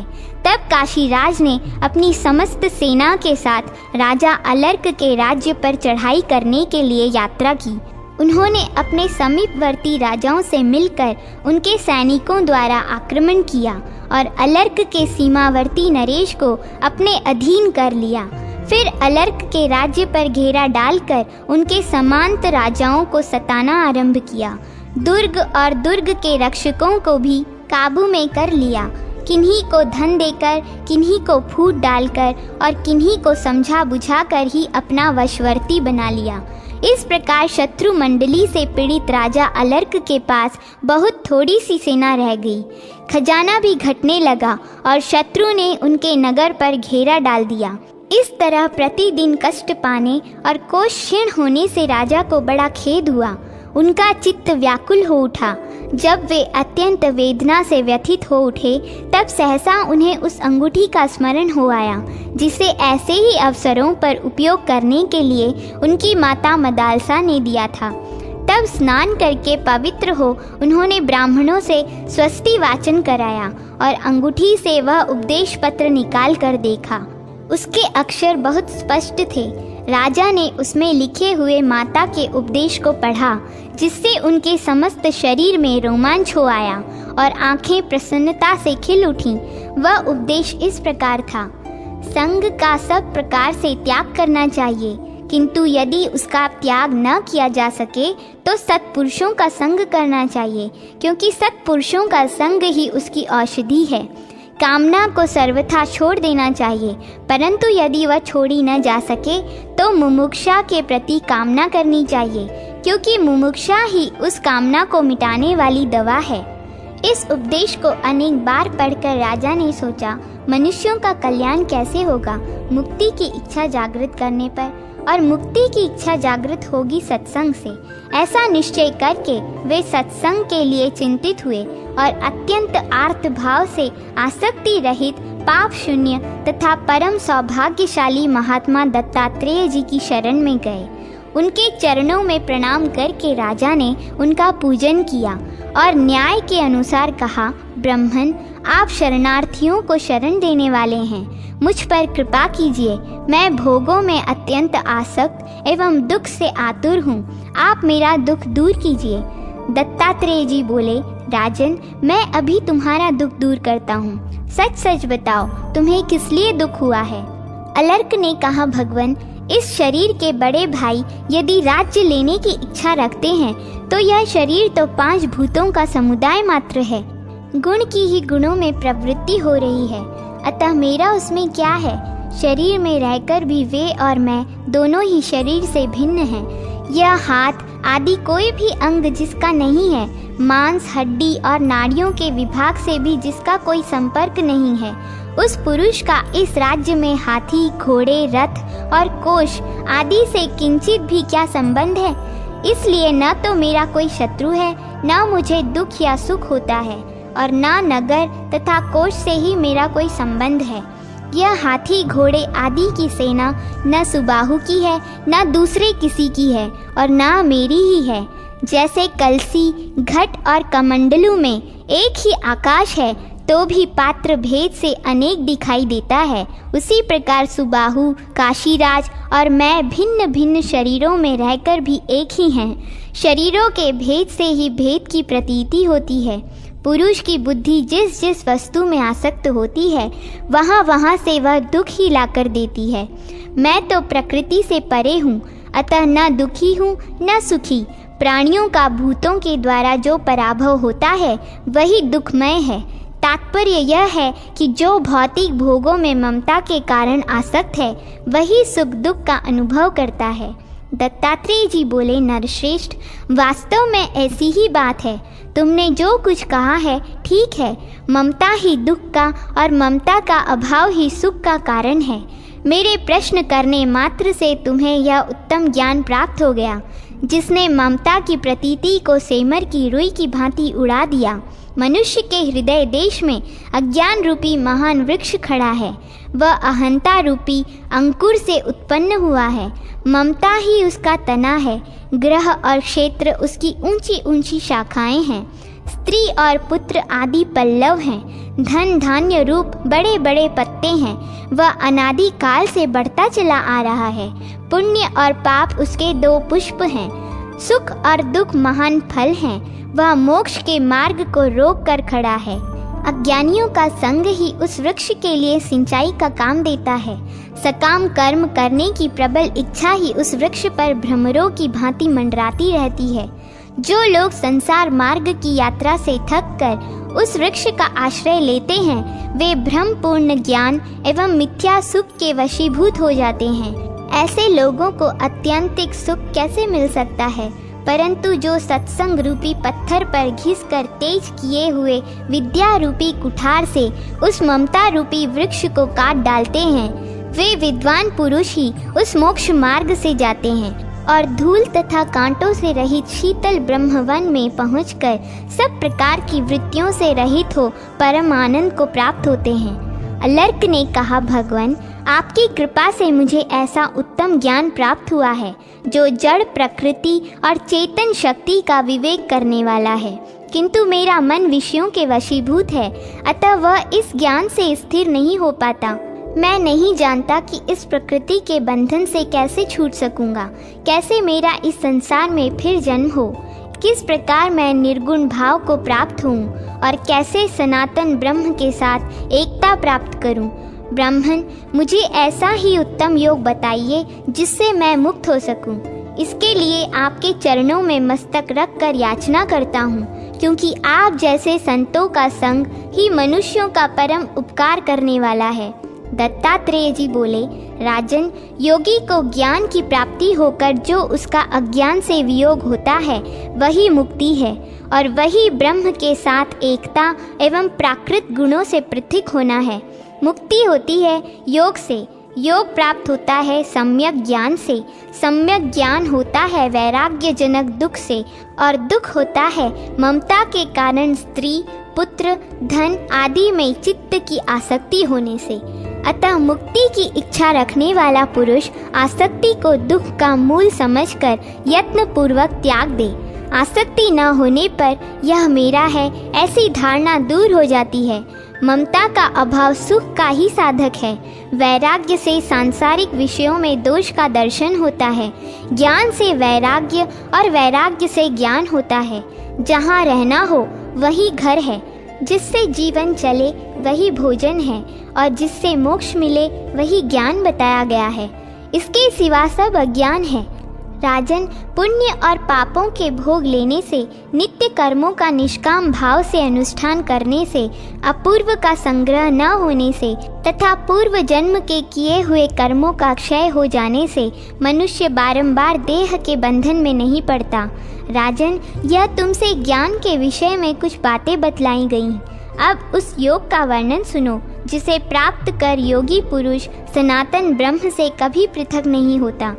योगियों को पहले आत्मा के द्वारा आत्मा को जीतने की चेष्टा करनी चाहिए, क्योंकि उसको जीतना बहुत कठिन है। अतः उस पर विजय पाने के लिए सदा ही यत्न करना चाहिए। इसका उपाय बतलाता हूँ, सुनो।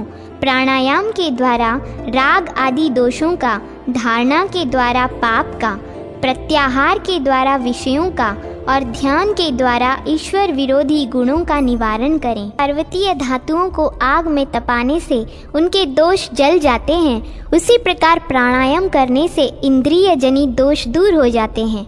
अतः योग के ज्ञाता पुरुष को पहले प्राणायाम का ही साधन करना चाहिए। प्राण और अपान वायु को रोकने का नाम ही प्राणायाम है। यह लघु, मध्य और उत्तरीय के भेद से 3 प्रकार का बताया गया है। अलर्क, अब मैं उसकी मात्रा बतलाता हूँ, सुनो। लघु प्राणायाम 12 मात्रा का होता है। इससे दूनी मात्रा का मध्यम और तिगुनी मात्रा का उत्तरीय अथवा उत्तम बताया गया है। पलकों को उठाने और गिराने में जितना समय लगता है वही प्राणायाम की संख्या के लिए मात्रा कहा गया है। ऐसी ही 12 मात्राओं का लघु नामक प्राणायाम होता है। प्रथम प्राणायाम के द्वारा स्वेद को, मध्यम के द्वारा कंप को और तृतीय प्राणायाम के द्वारा विषाद को जीते। इस प्रकार क्रमशः इन तीनों दोषों पर विजय प्राप्त करें। जैसे सिंह, व्याघ्र और हाथी सेवा के द्वारा कोमल हो जाते हैं, उनकी कठोरता दब जाती है, उसी प्रकार प्राणायाम करने से प्राण योगी के वश में हो जाता है। जैसे हाथीवान मतवाले हाथी को भी वश में करके उसे इच्छा अनुसार चलाता है, उसी प्रकार योगी वश में किए हुए प्राण को अपनी इच्छा के अधीन रखता है। जैसे वश में किया हुआ सिंह केवल मृगों को ही मारता है, मनुष्यों को नहीं, उसी प्रकार प्राणायाम के द्वारा वश में किया हुआ प्राण केवल पापों का नाश करता है, मनुष्य के शरीर का नहीं। इसलिए योगी पुरुष को सदा प्राणायाम में संलग्न रहना चाहिए। राजन, ध्वस्ति, प्राप्ति, संवित और प्रसाद ये मोक्ष रूपी फल प्रदान करने वाली प्राणायाम की 4 अवस्थाएं हैं। अब क्रमशः इनके स्वरूप का वर्णन सुनो। जिस अवस्था में शुभ और अशुभ सभी कर्मों का फल क्षीण हो जाए और चित्त की वासना नष्ट हो जाए, उसका नाम ध्वस्ति है। जब योगी इस लोक और परलोक के भोगों के प्रति लोभ और मोह उत्पन्न करने वाली समस्त कामनाओं को रोककर सदा अपने आप में ही संतुष्ट रहता है, वह निरंतर रहने वाली प्राप्ति नामक अवस्था है। जिस समय योगी सूर्य, चंद्रमा, नक्षत्र तथा ग्रहों के समान प्रभावशाली होकर उत्तम ज्ञान संपत्ति प्राप्त करता है और उस ज्ञान संपत्ति से भूत भविष्य की बातों को तथा दूर स्थित एवं अदृश्य वस्तुओं को भी जान लेता है, उस समय प्राणायाम की संवित नामक अवस्था होती है। जिस प्राणायाम से मन, 5 प्राण वायु, संपूर्ण इंद्रियां और इंद्रियों के विषय प्रसाद को प्राप्त होते हैं, वह उसकी प्रसाद अवस्था है। राजन, अब प्राणायाम का लक्षण तथा योगाभ्यास में निरंतर प्रवृत्त रहने वाले योगी के लिए विहित आसन बतलाता हूँ, सुनो। पद्मासन, अर्धासन, स्वस्तिकासन आदि आसनों में बैठकर मन ही मन प्रणव का चिंतन करते हुए योगाभ्यास करें। शरीर को समभाव से रखें, आसन भी सम हो। दोनों पैरों को समेटकर दोनों जांघों को आगे की ओर स्थित करें। मुंह को बंद किए रहें। एड़ियों को इस प्रकार रखें जिससे वे लिंग और अंडकोश का स्पर्श न कर सके। मन और इंद्रियों को संयम में रखते हुए स्थिर रहे। मस्तक को कुछ ऊंचा किए रहें। दांतों को दांतों से स्पर्श न होने दें। अपनी नासिका के अग्रभाग पर दृष्टि रखते हुए अन्य दिशाओं की ओर न देखें। रजोगुण से तमोगुण की और सत्व गुण से रजोगुण की वृत्ति को भली भांति आच्छादित करके निर्मल सत्व में स्थित हो योगवेत्ता पुरुष योग का अभ्यास करे। इंद्रिय, प्राण तथा मन को उनके विषयों से हटाकर प्रत्याहार आरंभ करे। जैसे कछुआ अपने सब अंगों को समेट लेता है, उसी प्रकार जो समस्त कामनाओं को संकुचित कर लेता है, वह निरंतर आत्मा में ही रमण करने वाला और एकमात्र परमात्मा में स्थित हुआ पुरुष अपने आत्मा में ही आत्मा का साक्षात्कार करता है। विद्वान पुरुष बाहर भीतर की शुद्धि का संपादन करके कंठ से लेकर नाभि तक शरीर को प्राण वायु से परिपूर्ण करते हुए प्राणायाम आरंभ करे। प्राणायाम 12 हैं, उन्हीं को धारणा भी कहते हैं। तत्वदर्शी योगियों ने योग में 2 धारणाएं बतलाई हैं। उनके अनुसार योग में प्रवृत्त हुए नियतात्मा योगी के सभी दोष नष्ट हो जाते हैं तथा वह स्वस्थ भी हो जाता है। वह परब्रह्म परमात्मा को और प्राकृत गुणों को पृथक पृथक देखता है, व्योम से लेकर परमाणु तक का साक्षात्कार करता है तथा निष्पाप आत्मा का भी दर्शन कर लेता है। इस प्रकार प्राणायाम परायण एवं मिताहारी योगी पुरुष धीरे धीरे एक एक भूमि को वश में करके दूसरी पर पैर बढ़ाए। जैसे महल में जाते समय एक एक सीढ़ी को पार करके दूसरी पर चढ़ा जाता है। जो भूमि अपने वश में नहीं हुई है, उसमें जाने से वह दोष, रोग आदि दुख तथा मोह को बढ़ाती है, अतः उस पर न चढ़ें। प्राण वायु के निरोध को प्राणायाम कहते हैं। अपने मन को संयम में रखने वाले योगी पुरुष शब्दादि विषयों की ओर जाने वाली इंद्रियों को उनकी ओर से योग द्वारा प्रत्याहृत निवृत्त करते हैं, इसलिए यह प्रत्याहार कहलाता है। योगी महर्षियों ने इस विषय में ऐसा उपाय भी बताया है जिससे योगाभ्यासी पुरुष को रोग आदि दोष नहीं होते। जैसे जलार्थी मनुष्य यंत्र और नली आदि की सहायता से धीरे धीरे जल पीते हैं, उसी प्रकार योगी पुरुष श्रम को जीतकर धीरे धीरे वायु का पान करें। पहले नाभि में, फिर हृदय में, तदनंतर तीसरे स्थान वक्ष स्थल में, उसके बाद क्रमशः कंठ, मुख, नासिका के अग्रभाग, नेत्र, भौहों के मध्य भाग तथा मस्तक में प्राण वायु को धारण करें। उसके बाद परब्रह्म परमात्मा में उसकी धारणा करनी चाहिए। यह सबसे उत्तम धारणा मानी गई है। इन 10 धारणाओं को प्राप्त होकर योगी अविनाशी ब्रह्म की सत्ता को प्राप्त होता है। राजन, सिद्धि की इच्छा रखने वाला योगी पुरुष बड़े आदर के साथ योग में प्रवृत्त हो। वह अधिक खाए हुए अथवा खाली पेट, थका और व्याकुल चित्त न हो। जब अधिक सर्दी या अधिक गर्मी पड़ती हो, सुख दुख आदि द्वंद्वों की प्रबलता हो अथवा बड़े जोर की आंधी चलती हो, ऐसे अवसरों पर ध्यान परायण होकर योग का अभ्यास नहीं करना चाहिए। कोलाहल पूर्ण स्थान में आग और पानी के समीप, पुरानी गौशाला में, चौराहे पर, सूखे पत्तों के ढेर पर, नदी में, शमशान भूमि में, जहाँ सर्पों का निवास हो वहाँ, भयपूर्ण स्थान में, कुएं के तट पर, मंदिर में तथा दिमकों की मिट्टी के ढेर पर, इन सब स्थानों में तत्वज्ञ पुरुष योगाभ्यास न करे। जहाँ सात्विक भाव की सिद्धि न हो, ऐसे देश काल का परित्याग करे। योग में असत वस्तु का दर्शन भी निषिद्ध है, अतः उसे भी छोड़ दे। जो मूर्खतावश उक्त स्थानों की परवाह न करके वहीं योगाभ्यास आरंभ करता है, उसके कार्य में विघ्न डालने के लिए बहरापन, जड़ता, स्मरण शक्ति का नाश, गूंगापन, अंधापन और ज्वर आदि अनेक दोष तत्काल प्रकट होते हैं। यदि प्रमादवश योगी के सामने ये दोष प्रकट हों तो उनका नाश करने के लिए जिस चिकित्सा की आवश्यकता है उसे सुनो। यदि वात रोग, गुल्म रोग, उदावर्त तथा और कोई उदर संबंधी रोग हो जाए तो उसकी शांति के लिए घी मिलाई हुई जौ की गरम गरम लपसी खा ले अथवा केवल उसकी धारणा करे। वह रुकी हुई वायु को निकालती और वायु गोला को दूर करती है।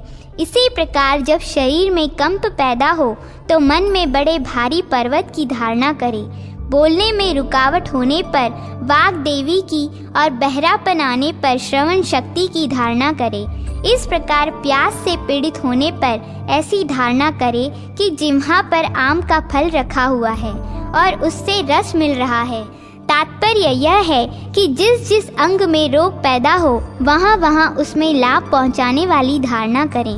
गर्मी में सर्दी की और सर्दी में गर्मी की धारणा करें। धारणा के द्वारा ही अपने मस्तक पर काट की कील रखकर दूसरे काष्ठ के द्वारा उसे ठोंकने की भावना करें। इससे योगी की लुप्त हुई स्मरण शक्ति का तत्काल ही आविर्भाव हो जाता है। इसके सिवा सर्वत्र व्यापक भूलोक, पृथ्वी, वायु और अग्नि की भी धारणा करें। इससे अमानवीय शक्तियों तथा जीव जंतुओं से होने वाली बाधाओं की चिकित्सा होती है। यदि कोई मानवेतर जीव योगी के भीतर प्रवेश कर जाए तो वह वायु और अग्नि की धारणा करके उसे अपने शरीर के भीतर ही जला डाले। राजन, इस प्रकार योग वेत्ता पुरुष को सब प्रकार से अपनी रक्षा करनी चाहिए, क्योंकि यह शरीर धर्म, अर्थ, काम और मोक्ष चारों पुरुषार्थों का साधक है। योग प्रवृत्ति के लक्षणों को बतलाने तथा उन पर गर्व करने से योगी का विज्ञान लुप्त हो जाता है। इसलिए उन प्रवृत्तियों को गुप्त ही रखना चाहिए। चंचलता का न होना, निरोग रहना, निष्ठुरता न धारण करना, उत्तम सुगंध का आना, मल मूत्र कम होना, शरीर में कांति, मन में प्रसन्नता और वाणी के स्वर में कोमलता का उदय होना, ये सब योग प्रवृत्ति के प्रारंभिक चिन्ह हैं। यदि योगी को देखकर लोगों के मन में अनुराग हो, परोक्ष में सब लोग उसके गुणों का बखान करने लगें और कोई भी जीव जंतु उससे भयभीत ना हो, तो यह योग में सिद्धि प्राप्त होने की उत्तम पहचान है। जिसे अत्यंत भयानक सर्दी, गर्मी आदि से कोई कष्ट नहीं होता तथा दूसरों से भयभीत नहीं होता, सिद्धि उसके निकट खड़ी है।